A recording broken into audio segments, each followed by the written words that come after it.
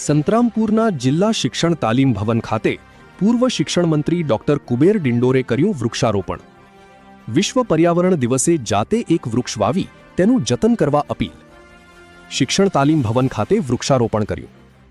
લોકો વૃક્ષોનું જતન કરે અને પર્યાવરણની જાળવણીના સંદેશ સાથે વૃક્ષારોપણ કરવામાં આવ્યું. સંતરામપુર નગરના અગ્રણીઓ, કાર્યકરો અને અધિકારીઓએ પણ વૃક્ષારોપણ કર્યું. Bureau chief Sanjay Jaiswal, Mahisagar. સૌને મારા નમસ્કાર. આજે વિશ્વ પર્યાવરણ દિવસ જે જાહેર કરેલો છે અને સાચા અર્થમાં જનભાગીદારીથી ઉજવણી થાય અને સાચા અર્થમાં એન્વાયરમેન્ટની જાળવણી થાય, વૃક્ષારોપણ થાય. એના ભાગરૂપે આપણા દેશના પ્રધાનમંત્રી નરેન્દ્રભાઈ મોદી સાહેબે તો ગુજરાતમાં તો અલગ એમના સમયમાં એક એન્વાયરમેન્ટ વિભાગ, ક્લાઇમેટ ચેન્જ વિભાગ પણ શરૂ કર્યો હતો અને એના ભાગરૂપે આજે એમના દેશના પ્રધાનમંત્રી તરીકે લાંબો કાર્યકાળ એમનો 7મી જૂને મિત્રો પૂરો થાય છે. 12 વર્ષ પૂરા થાય છે.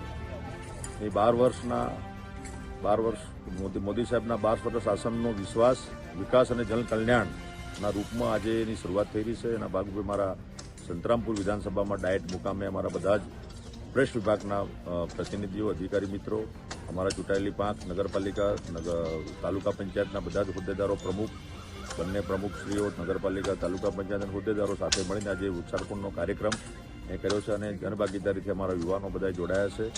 અને જે આપણે સૂત્ર આપ્યું છે મોદી સાહેબે કે ગ્રીન ગુજરાત બને અને ક્લીન ગુજરાત બને, ગુજરાત પણ ગ્રીન બનવું જોઈએ અને સાથે સાથે સ્વચ્છતા અભિયાનને પણ આપણે મહત્વ આપીને આગળ વધવાનું છે.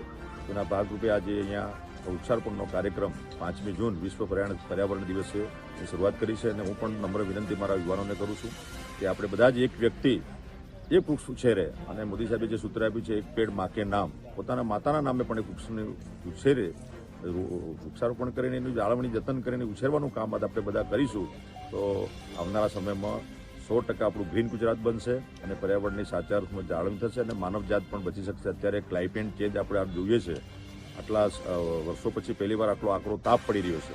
એટલે એમાંથી આપણે બધાએ બચવું હશે તો આપણે બધાએ નૈતિક જવાબદારી સમજીને પર્યાવરણ અને પ્રકૃતિનું જતન કરવું એ માનવજાત માટે આપણી બધાની સંયુક્ત જવાબદારી છે. સંયુક્ત જવાબદારી તમામ નાગરિકો વહન કરશે તો આવનારા સમયમાં પર્યાવરણની 100% જાળવણી છે. તમામને આ દિવસે શુભકામના પાઠવું છું અને દરેકને એક વૃક્ષ ઉછેરવા માટે હું બધાને વિનંતી કરું છું. ધન્યવાદ.